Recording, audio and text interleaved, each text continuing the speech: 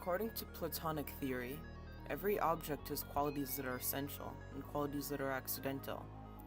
Take this triangle, for instance.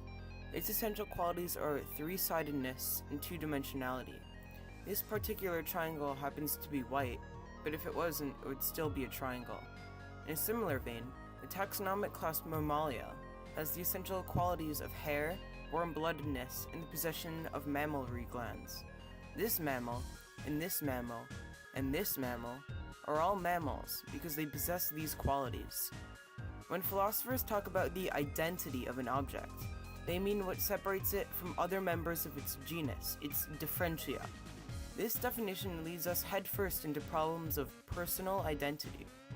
Personal identity is the identity that an object puts onto itself, talked about in the context of humans because we are the only things that we know of that are capable of complex thought. Many philosophical problems arise in the idea of personal identity. The idea contains many interesting philosophical quirks, all of which are discussed in Orison Scott Card's novel, Ender's Game. Ender's Game is a novel about Earth's final stand against a telepathic, hive-mind, insect-like alien race called the Formics. An international military force known as the IF has formed to defend Earth from the Formics. On Earth, the Formic threat has caused the nations of the world to enter an uneasy peace and form an international government together called the Hegemony. The IF needs a general for their main force, and in America, a boy named Peter Wiggin with incredible strength and intelligence was born. So the IF wanted him to join Battle School, a school designed to breed children to super genius tacticians, but found that he was too brutal and sadistic to effectively lead their forces. The Wiggins then had another child, this time a girl named Valentine, and although she too was very intelligent, she was too loving and compassionate. Because of overpopulation, reproduction was limited to only 2 children per couple, but since the IF really needed a great general quickly, they allowed the Wiggins to have a third, hoping that he'd be a middle ground between Peter and Valentine. Sure enough, the IF found the third child, Andrew, to be exactly what they needed. When he turned 6, an IF official took him to Battle School. Andrew became a master of the Battle Room, a zero-G team-based combat game where both teams are equipped with mock laser guns. Andrew quickly became the best soldier in Battle School, inventing many novel tactics all by himself. The IF, wanting to accelerate Andrew's training to put him in the fight against the Formics as soon as possible, made him the general of his own mock army years before he should have been. He was given a team of rookies, but he molded them into a force to be reckoned with. His army became the best in the school, going undefeated for 3 games straight. In an effort to accelerate Andrew's training even further, the IF put Andrew's army in more and more disadvantageous situations, first giving them 2 games one day after another, then 2 in the same day, then pitting them against 2 armies at once. But due to Andrew's tactical brilliance, his army still never lost a single game. While this was happening, Russia and its allies were preparing to break the peace and attack. Seeing this, Peter and Valentine became internet journalists under the pen names John Locke and Demosthenes. While that was happening, Andrew was on the asteroid Eros in combat school. He didn't want to kill the Formics, as he came to believe that they didn't attack out of hate, but rather they just didn't understand us. So the IF had to trick him into destroying their homeworld and their 2 queens with a superweapon.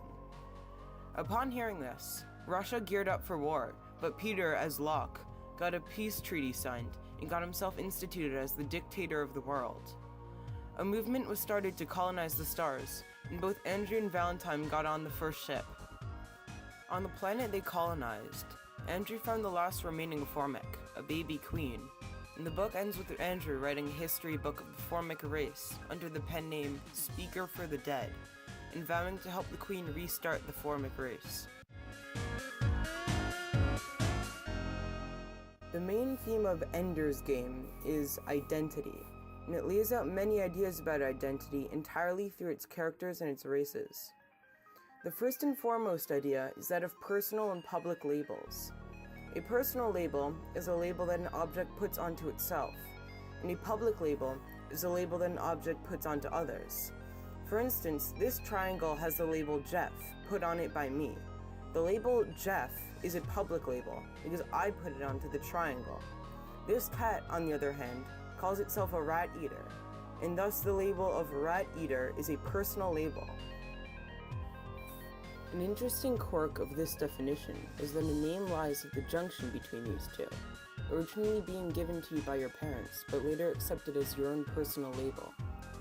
I bring this up because Andrew chooses to be called by the name Ender, a nickname that his sister calls him. A big part of Ender's character arc is that he hates Peter and what Peter does. He doesn't want to be someone who leads and dominates others. The only reason he exists in the first place is to do what the IF wants him to do, to defeat the Formics.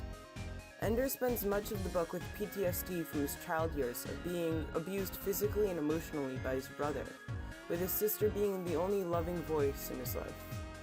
Ender's adoption of the name his sister gave him, rather than the one his parents gave him, is a symbol of his rejection of the label that his parents in the IF placed upon him. This refusal, though, is in vain. The IF tricks Ender into killing the Formics by making the attack look like a training exercise, but Ender refuses to call himself a killer until the very end of the book, even after he found out that he killed an entire race.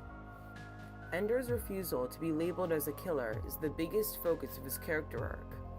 While we as the readers know that he has been a killer since he was 6, Ender rejects this label harder than any other.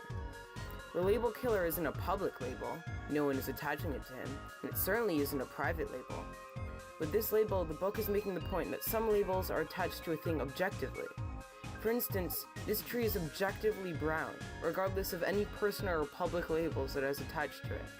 It is at the intersection of objective and private labels that Ender sits. He desperately wants to get rid of the label killer, but has to deal with the fact that he holds the objective label killer. This book resolves this by having Ender come to terms with reality, not the other way around. You cannot remove objective labels, you must come to terms with them. Ender learns to come to terms with his label through promising to help the remaining queen, but more profoundly, by writing his book and moving on. The way Ender treats death is very different from the Formics, though. The Formics first kill us humans, because to them, killing a drone is just part of deactivating the Queen's influence over that area. Us humans view the murder of a single person quite differently, of course, but the Formics didn't know that when they first attacked. The difference between these two outlooks is rooted in how each race handles personal identity. The Formics are a hive mind, they all share a single identity. Killing a drone to them is like chipping a nail or getting a finger cut off. Us humans all have distinct identities, thus killing one of us is a tragedy on its own. The novel also compares the Formic type of personal identity with the way the IF treats its men. Higher-ups in the IF throughout the book treat their soldiers like a part of a whole. A single death isn't a problem when we have so many more soldiers, they would say. And through this comparison, the book paints its war in a very morally grey tone. Both sides screw up people's lives, kill innocents, and attack without being provoked. The book paints its second war, the one back on Earth, with much less subtlety, but the point of the Earth subplot isn't focused on the war, it's on Peter and Valentine. Peter wants power, and Valentine wants to prevent a war, so they became internet journalists under pen names. They crafted their personas such that each one conflicts with the writer's natural style and approach. Demosthenes is militant and advocates for war with the Russians. Locke is peaceful and advocates for the avoidance of conflict. They did this so that neither one could use their fan base for their own ends. But as time progressed, it got easier and easier for each one to write in a contrary fashion to their natural beliefs. After putting on the identity of Demosthenes for long enough, Valentine found that his identity molded with hers, and the same for Peter and his persona Locke. Eventually, each writer found that they didn't need the help of the other to write under their pseudonyms. This is a classic example of what the philosopher Stephanie Ross called metaphorical identification. Metaphorical identification is a process through which a public label can change someone's thoughts or actions. For instance, the term baby is often used as a nickname to a significant other, usually a female. This word has the connotation that the baby is helpless, reliant on others, and dependent on others to make decisions for them. Ross argued that after being called a baby for long enough, a significant other will take on these traits. This is often seen in children. Those who are seen as winners from their parents and are called winners tend to try harder and achieve more than those who aren't. After Locke and Demosthenes used their combined fan bases to get a peace treaty signed, Ender and Valentine joined the movement to colonize the stars, and were among the first to colonize the very first planet. While there, Ender found a Formic queen, still a larva, who was the last living Formic. Through telepathy, she told Ender the history of the Formic race, and gave him the Formic perspective on the war. Ender wrote a book about what she told him, The Speaker for the Dead, and in this book is the novel's final comment on identity. When someone is dead, their personal identity is gone forever. What remains is only their public identity. Public identities, though, are often flawed, being poor reflections of a person's true self. But this is never more true than after a person's death. Eulogies contain very little of a person's objective or personal identities, but rather are just blind projections of how others want the deceased to be like. The Speaker for the Dead is different though.